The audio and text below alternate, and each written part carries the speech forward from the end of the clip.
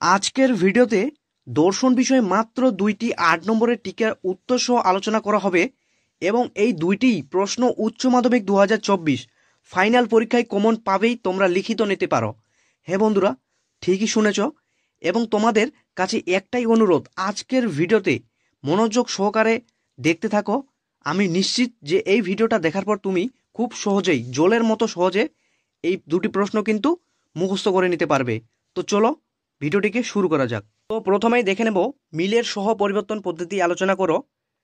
সংজ্ঞা, আকার, দৃষ্টান্ত, দুটি সুবিধা, দুটি অসুবিধা।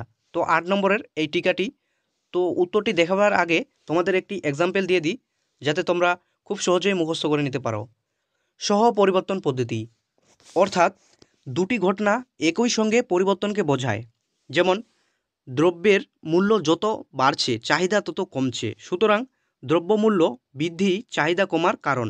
অর্থাৎ একটি বাড়ছে তো একটি কমছে, যদি এমন থাকতো একটি কমছে এবং একটি বাড়ছে, বা দুটোই কমছে বা দুটোই বাড়ছে, মানে একসঙ্গে পরিবর্তন হচ্ছে, সহ পরিবর্তন। তো উত্তরটি এবার দেখে নেব আমরা।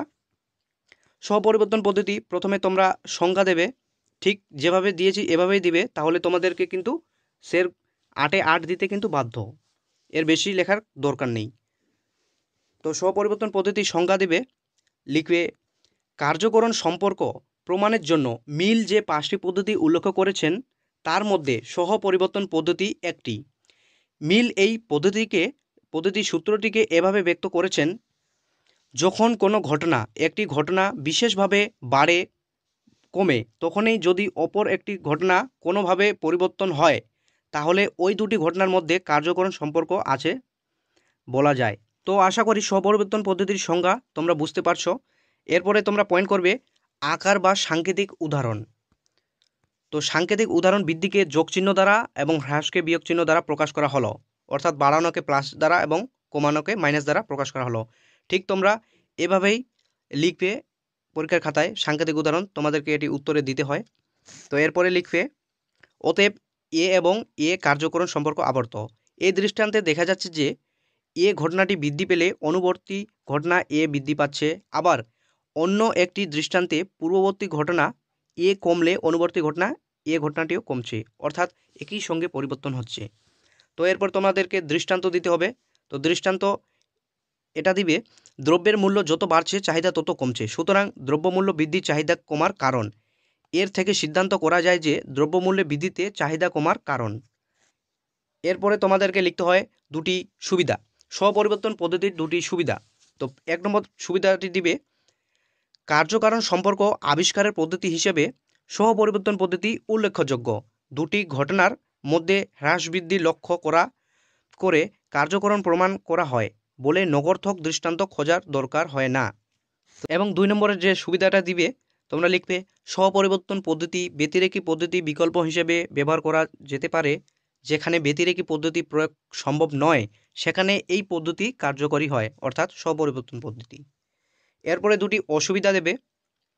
1 নম্বর দেবে যেহেতু এই পদ্ধতি কারণের পরিমাণগত দিক নির্ণয় করে তাই গুণগত লক্ষণ সম্পর্ক সম্পূর্ণ জ্ঞান দিতে পারে না এই পদ্ধতি, এটি একটি অসুবিধা, অর্থাৎ নেগেটিভ দিক।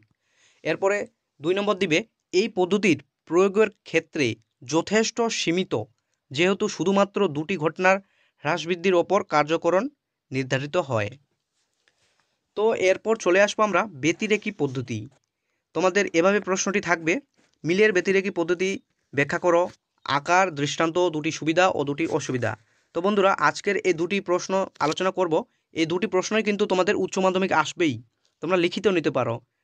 তো তোমরা যে কোনো একটি মুখস্থ করে গেলেও হবে, কিন্তু সেটা রিস্ক হয়ে যাবে, কারণ একটি প্রশ্ন তোমাদেরকে স্পষ্টভাবে বলে দেওয়া থাকবে যে মিলের ব্যতিরেকী পদ্ধতি আলোচনা করো, এবং অপরদিকে আরেকটি টিকা দেওয়া থাকবে তোমাদেরকে যুক্তি আকারে, অর্থাৎ এভাবে দেওয়া থাকবে মস্তিষ্ক থেকে থাইরয়েডের গ্রন্থি বাদ দিলে বুদ্ধি ভোঁতা হয়ে যায়, সুতরাং থাইরয়েডের গ্রন্থি হলো বুদ্ধির কারণ।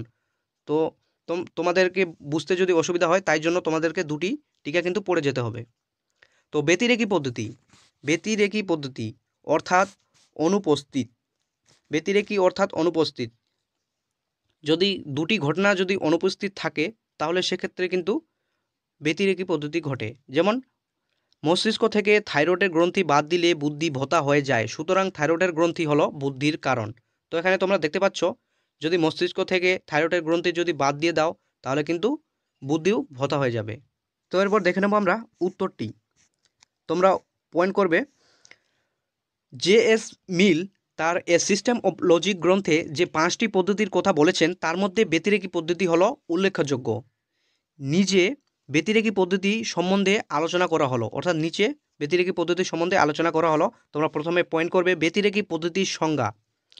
মিল ব্যতিরেকী পদ্ধতির সূত্রটিকে এভাবে ব্যক্ত করেছেন, আলোচ্য ঘটনা উপস্থিত আছে এমন একটি দৃষ্টান্ত এবং আলোচ্য ঘটনা উপস্থিত নেই এমন একটি দৃষ্টান্ত যদি একটি মাত্র ঘটনা ছাড়া অপর সকল ঘটনা মিল থাকে, তাহলে যে ঘটনাটি কেন্দ্র করে দৃষ্টান্ত দুটি মতে পার্থক্য সেটি আলোচ্য ঘটনার কার্য ও কারণের অনিবার্য অংশ হবে।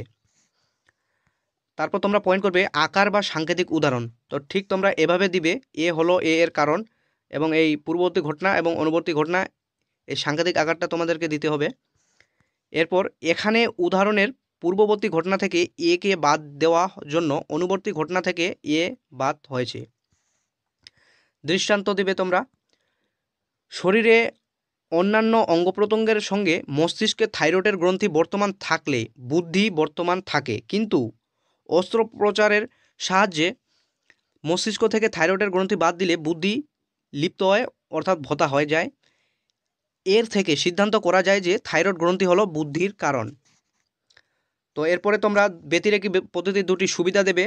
তো প্রথম সুবিধাটি দেবে, ব্যতিরেকী পদ্ধতি পরীক্ষামূলক, ফলে এই পদ্ধতি কার্যকরণ সম্পর্ক পরীক্ষণের সাহায্যে প্রতিষ্ঠিত হয় বলে এই পদ্ধতি থেকে পাওয়া সিদ্ধান্ত অন্যান্য পদ্ধতি থেকে পাওয়া সিদ্ধান্তের অপেক্ষায় বেশি সম্ভাব্য বা প্রায় নিশ্চিত।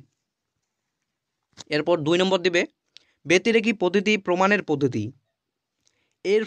এর ফলে অন্যই পদ্ধতির সাহায্যে কার্যকরণ সম্পর্কে যে ইঙ্গিত পাওয়া যায় ব্যতিরেকী পদ্ধতির সাহায্যে সেটি প্রমাণিত হয়। এরপরে দুটি অসুবিধা দেবে।